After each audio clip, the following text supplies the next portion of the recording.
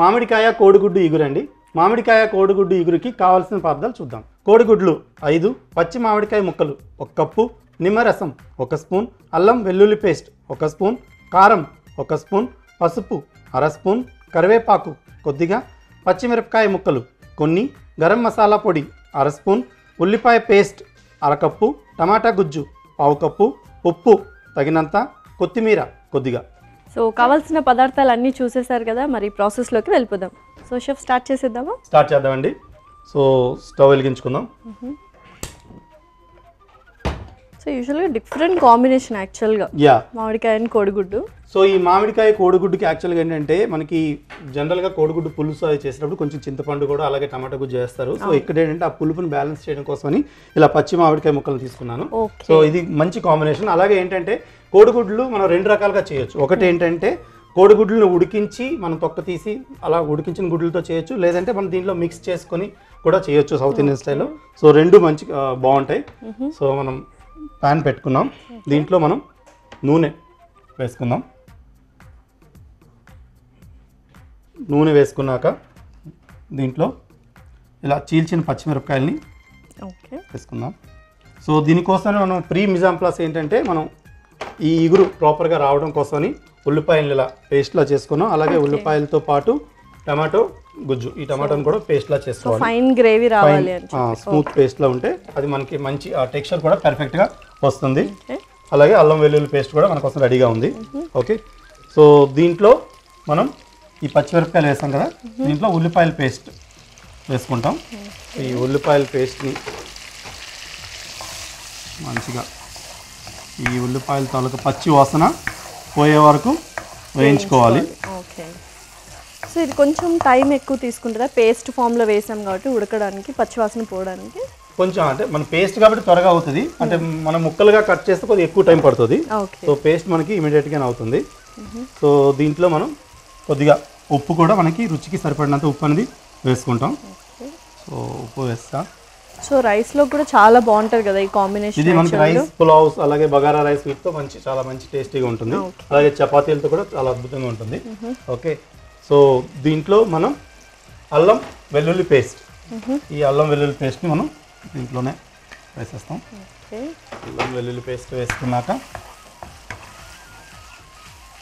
మంచిగా ఇలా వేగనివ్వాలి. సో కొద్దిగా ఎక్కువనే పడుతుంది అల్లం వెల్లుల్లి పేస్ట్. యూజువల్గా కోడిగుడ్లు చేసుకున్నప్పుడు ఆ ఫ్లేవర్, ఆ పచ్చితనం కోసం వాడుతూ ఉంటామా? ఎక్కువ ఏం కాదు, దానికి బ్యాలెన్స్ చేసినట్టు మనకి దీనిలో ఏంటంటే ఒక 2 స్పూన్ల వరకు పడింది. ఓకే, సో అలాగే వీటితో పాటు ఈ అల్లం వెల్లుల్లి పేస్ట్తో పాటు ఇలా పచ్చి మామిడికాయని తొక్క తీసి ఇలా కట్ చేసిన ముక్కల్ని మనం దీంట్లోనే వేసుకుంటాం. సో కొద్దిగా పులుపున్న మామిడికాయలు తీసుకోవాలి. సో ఇవేంటంటే మనకి చివరి వరకు మనకి పర్ఫెక్ట్గా ఉడుకుతాయి. ఓకే, సో అందుకని స్టార్టింగ్లోనే వేసుకోవాలి. ఈ విధంగా ఇలా మంచిగా వేగుతున్నాయి కదా. దీంట్లో ఇప్పుడు మనం మసాలాలు వేసుకుంటాం. ముందుగా పసుపు,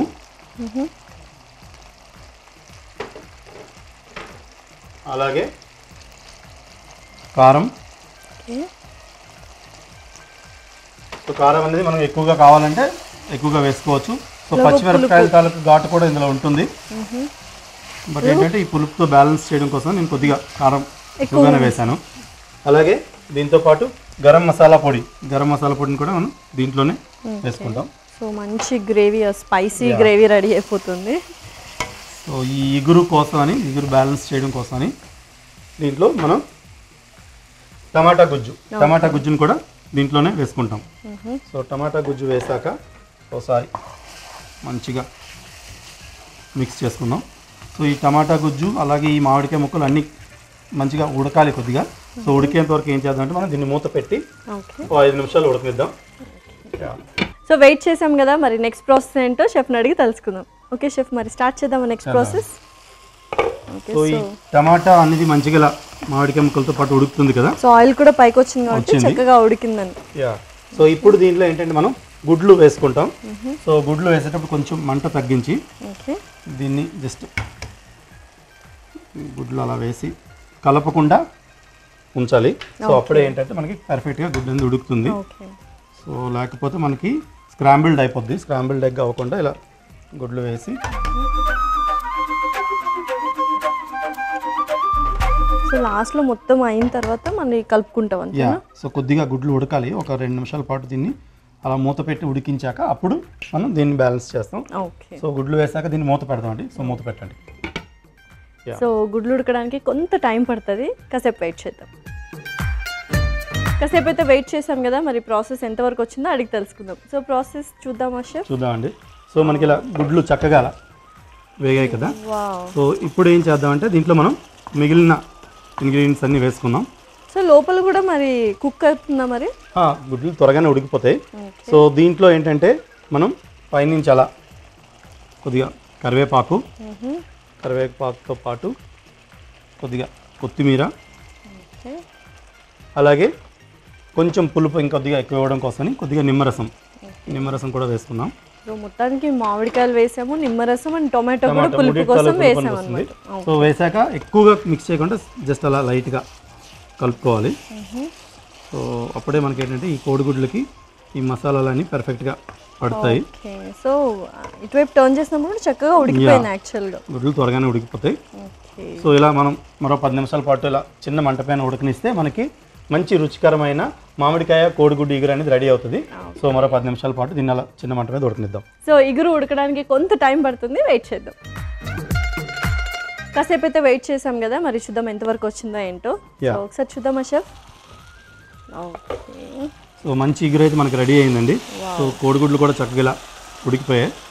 సో ఇంకా మనం దీన్ని స్టవ్ ఆఫ్ చేసుకొని సర్వ్ చేసుకుందాం. సో సపరేట్గానే ఉన్నాయి యాక్చువల్గా. మనం ముందుగా ఎక్కువ కలిపితే అవి సెపరేట్గా ఉండవు. సో అలా కలపకుండా మనం జాగ్రత్తగా పెట్టుకున్నాం. సో ఈ కోడిగుడ్డు మామిడికాయ కాంబినేషన్ మంచి పులుపుగా రైస్తో చాలా అద్భుతమైన టేస్ట్ అయితే వస్తుంది దీంతో. సో చాలా కలర్ఫుల్గా ఉంది, కొంచెం స్పైసీనెస్ యాడ్ అయింది అనుకుంటున్నా.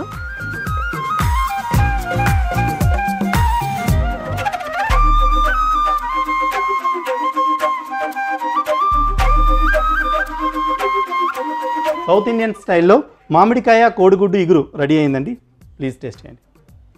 వావ్. సో చూడండి చాలా చాలా సూపర్గా ఉంది. మరి టేస్ట్ ఎలా ఉందో టేస్ట్ చేసి చెప్పేస్తాను.